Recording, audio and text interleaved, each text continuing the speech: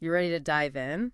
Yeah. We're meeting someone really interesting today. Yeah, let's do it. All right, so we're going to be hearing from P. Okay. He's a Chinese-American Trump supporter Really interesting. living in a blue state. Wow. So we're talking like a unique perspective here. Definitely. Definitely. And his insights are from this big research project on political polarization, which is really relevant these days, right? For sure. And what I found fascinating is he describes his daily life as like walking on eggshells. Yeah, he used that exact phrase, walking on eggshells, which is a powerful image, right? Oh, yeah. It gets at this feeling of constantly being on edge. And that self-censorship almost, like he can't really be himself. Yeah, exactly. He feels like he can't openly share his opinions. And what's more, he's found other people who feel the same way, kind of these, what he called silent connections with other conservatives. I bet. Like they're afraid to speak out? Yeah. They're afraid of judgment or even like it impacting their jobs. And it makes you wonder how many people relate to that, right? Totally. Have you ever felt that way? Like I'm holding back to fit in. Yeah, like you can't really be yourself, politically speaking. I mean, it happens on both sides, right? Yeah, it's a problem for sure. It makes it tough to have any real conversations. Exactly. Exactly. And that leads us to, like, how he gets his information. He feels like the mainstream media, it's all biased, like a one-sided echo chamber, as he put it. It's interesting because that echo chamber idea, we hear that a lot from researchers too. Oh, really? Yeah, but they're worried about right-wing echo chambers, Yeah. especially online. Oh, wow. So it's like everyone's in an echo chamber. It seems that way sometimes. And P, he's going online for alternative viewpoints, but that's where these researchers are saying, be careful. Yeah, you end up in these weird rabbit holes online sometimes. And he admits to that, right? Yeah. He talked about encountering some really out there stuff. Oh, yeah, like what? Things like Pizzagate, Pizza, yeah. QAnon. Right, right. And these are like full-blown conspiracy theories, right? And this is where it gets tricky because on the one hand, he's like, yeah, some of this stuff is just wrong. Oh, okay. But then he'll say, but I understand why people believe it. Oh, really? Yeah, and it comes out of trust, right? Or lack thereof. Exactly.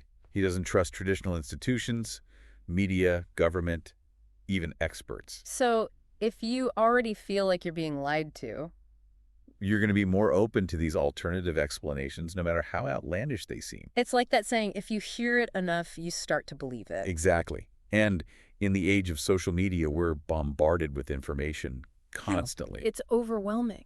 So how do you know what to trust? That's the million-dollar question, isn't it? It really is. P talks about doing your own homework, which I think is crucial.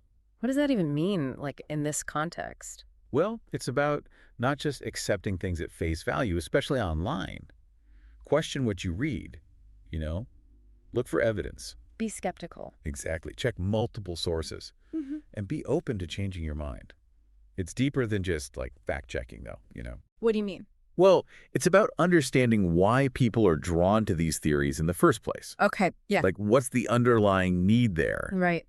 And with P, I think it's about control, Like, these theories offer some sense of control in a world that feels very out of control. It's like they provide an explanation, even if it's a crazy one. Exactly.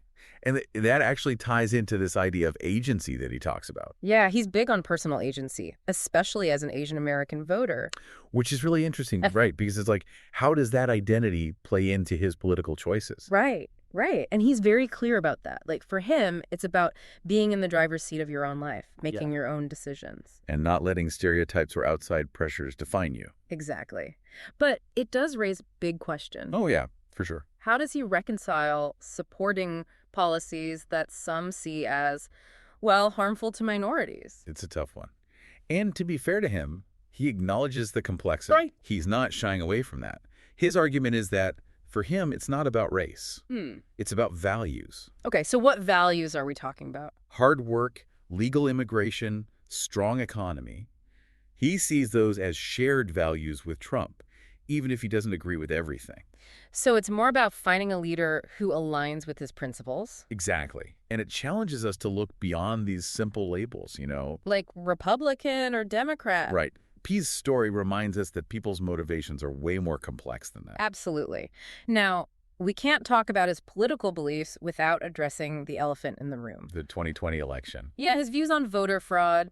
It's a sensitive topic, but But important to understand his perspective. exactly. And he did acknowledge that Biden won. officially. Right, he's not denying that. But he still has concerns about the process, About the integrity of the election, he feels like there should have been more investigation. which in a way highlights how important election integrity is to everyone. Like, we all want to know that every vote counts, right? Absolutely. And it's something we should all care about, regardless of who we support. For sure. No, it's interesting because even though he has these doubts about the election, he's very clear about not condoning the violence at the Capitol on January 6th. Yeah, he was very clear about that. He even said something like, violence is never the answer. Right, and he sees a big difference between peaceful protest and illegal actions. Which just goes to show there's a lot of nuance even within a group that we might see as homogenous, you know? Totally. Not all Trump supporters think alike. Right, and this actually circles back to P's belief in following the rules. How so? Well, he immigrated legally, went through the whole process, and he sees that as really important. So how does that square with his support for Trump's immigration policies, which some would say are very restrictive? That's the interesting part. It seems like a contradiction. Right. But for him, it comes down to this distinction between legal and illegal immigration. Okay, I'm listening. He sees Trump as cracking down on people who are breaking the rules. People who didn't come here the right way. Exactly. So it's about fairness as he sees it. Interesting. So it's like he's not saying close the borders completely. Right. It's more about how you come in. Yeah. Are you following the process? Exactly. And that just shows you immigration, it's complicated. For sure. And even within the same community, you're going to have different experiences, different ideas about what's fair. Absolutely. No easy answers there. And what's wild is P even admits that some of the policies Trump proposed on legal immigration would have made his own journey to citizenship tougher. Wow. So he's supporting something that could hurt him. It seems that way, right? It really makes you think. It does. What makes someone do that? Support a policy that could have, like, directly disadvantaged them. Right. It speaks to how deeply he believes in this stuff. In the system, yeah. It's like his support for Trump goes beyond any specific policy. It's bigger than that. It's about this whole worldview, this philosophy. And when you think about it, P's story, it's kind of a microcosm of all these bigger conversations happening right now. Absolutely. You've got an Asian American, an immigrant, a Trump supporter. Talk about defying expectations. Right. He doesn't fit neatly into any box, does he? Not at all. And he knows it, too. He mentioned being careful about who he talks to about this stuff, you know, especially living in a more liberal area. Yeah, it's like he's navigating these different worlds. Exactly. He called himself a silent supporter, believes what he believes, but doesn't always feel comfortable sharing it. Which makes you think, how many others are out there just like him? Oh, I'm sure there are many more than we realize. People whose stories don't fit the headlines, you know. Absolutely. And those are the stories we need to hear more of, I think. For sure. Because if we only talk to people who agree with us, are we really learning anything? Exactly. P's story, it reminds us to look beyond these labels we put on people. Right, like conservative or liberal or whatever. Yeah, there's always more to the story. Well, this has been fascinating.